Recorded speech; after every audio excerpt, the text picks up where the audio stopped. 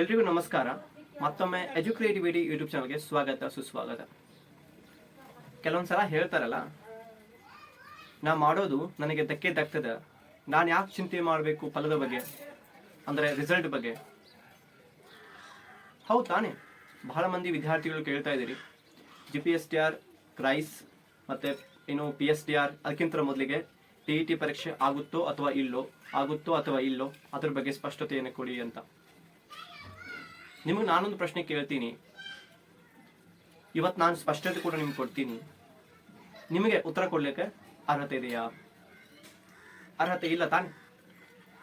ಓದೋದು ಕೆಲಸ ಮಾಡೋದು ಬಿಟ್ಟು ಬರೀ ಪ್ರತಿಯೊಂದು ವಿಡಿಯೋಗಳಲ್ಲಿ ಕೂಡ ಶಿಕ್ಷಕರ ನೇಮಕಾತಿ ಯಾವಾಗ, TET ಯಾವಾಗ, ಇದ್ರ ಬಗ್ಗೆ ತಲೆ ಕೆಡ್ಕೊಳ್ತಾ ಹೋದರೆ ಯಾವಾಗ ಓದ್ತೀರಿ? ನಾನು ಈ ವಿಡಿಯೋಸನ್ನು ನಿಮಗೆ ವ್ಯೂ ಮಾಡಲಿಕ್ಕೆ ನಾನು ನಿಮ್ಗೆ ಹೇಳ್ತಾ ಇಲ್ಲ, ನಿಮಗೆ ನಿಮ್ಮ ಫ್ರೆಂಡ್ಸಿಗೆ ಶೇರ್ ಮಾಡಿರಿ ಅಂತ ಹೇಳಂಗಿಲ್ಲ. ಆದರೆ ನೀವು ಬದಲಾವಣೆ ಆಗಬೇಕು. ಹೌದು ತಾನೆ? ಕೊನೆಗೆ ಅಂದರೆ ಈ 1:1 ಲಿಸ್ಟ್ ಬಿಡ್ತಾರಲ್ಲ, 1:1 ಲಿಸ್ಟಲ್ಲಿ ನಿಮ್ಮ ಹೆಸರು ಇಲ್ಲದೆ ಇರುವಾಗ ಆಗ್ತಲ್ಲ ಆ ದುಃಖವನ್ನು ಒಂದ್ಸಲ ವಿಚಾರ ಮಾಡಿರಿ. 2022 ಒಳಗಡೆ ಯಾರು 0.72 0.1 ಪಾಯಿಂಟ್ ಒಳಗೆ ಮಿಸ್ ಆಗಿರ್ತಾರಲ್ಲ, ಅಂಥ ಅಭ್ಯರ್ಥಿಗಳನ್ನ ಕೇಳ್ರಿ, ಅವ್ರ ದುಃಖ ಏನಂತ ಅವ್ರಿಗೆ ಗೊತ್ತಾಗ್ತದೆ. ಇನ್ನೂ ನಿಮಗೆ ಸೀರಿಯಸ್ನೆಸ್ ಬಂದಿಲ್ಲ ಅಂತಂದರೆ ಯಾರು ನಿಮಗೆ ಅರ್ಥ ಮಾಡಿಸ್ತಾರೆ? ನೀವು ಅರ್ಥ ಮಾಡ್ಕೋಬೇಕು. ಯಾರಿಗೂ ಮೋಟಿವೇಶನ್ ಮಾಡ್ತಾ ಇಲ್ಲ, ಯಾರಿಗೂ ಇಲ್ಲಿ ಅರ್ಥೈಸ್ಲಿಕ್ಕೆ ಬಂದಿಲ್ಲ. ಒಂದು ಒಳ್ಳೆ ಮೆಸೇಜನ್ನು ನಿಮಗೆ ಕೊಡಲಿಕ್ಕೆ ಅಂತ ಬಂದಿದೆ.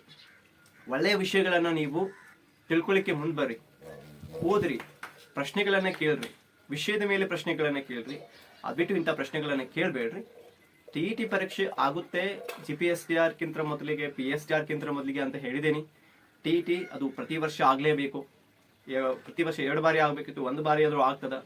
ಈ ಬಾರಿ ಅವರೇನೋ ಕೆಲವೊಂದಿಷ್ಟು ಇನ್ನು ಪರೀಕ್ಷಾ ವಿಧಾನಗಳು ಬದಲಾವಣೆಗಳು ಮಾಡ್ಕೊಳ್ತಾ ಇದ್ದಾರೆ, ಅದಕ್ಕೋಸ್ಕರ ಸ್ವಲ್ಪ ಲೇಟ್ ಆಗುತ್ತೆ.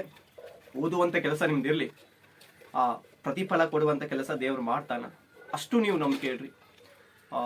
ಕೆಲವೊಂದ್ಸಲ ತಪ್ಪುಗಳು ಕೂಡ ಎಲ್ಲರೂ ಮಾಡೋದು ಸಹಜ, ಎಡವಿ ಬೀಳೋದು ಎಲ್ಲರೂ ಕೂಡ ಸಹಜ.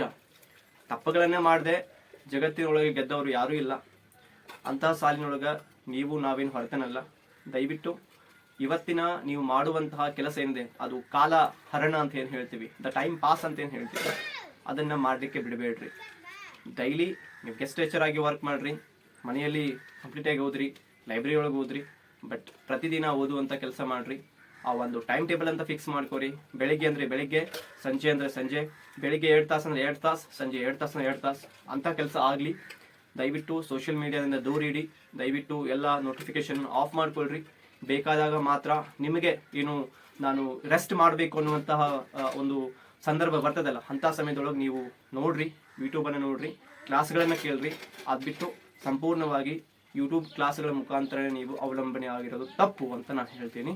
ಯಾರು ಚೆನ್ನಾಗಿ ಹೇಳ್ತಾರ ಅವ್ರ ಕ್ಲಾಸ್ಗಳನ್ನು ಕೇಳ್ರಿ, ಇನ್ಕ್ಲೂಡಿಂಗ್ ನಾನು ಚೆನ್ನಾಗಿ ಹೇಳಲ್ಲ, ದಯವಿಟ್ಟು ನನ್ನ ಕ್ಲಾಸ್ಗಳನ್ನು ನೋಡಬೇಡ್ರಿ.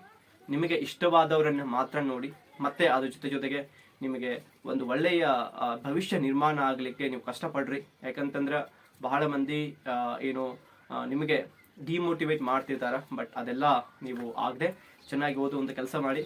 ಮತ್ತೆ ಮುಂದಿನ ವಿಡಿಯೋ ಒಳಗೆ ಭೇಟಿ ಆಗೋಣ. ನಮಸ್ಕಾರ.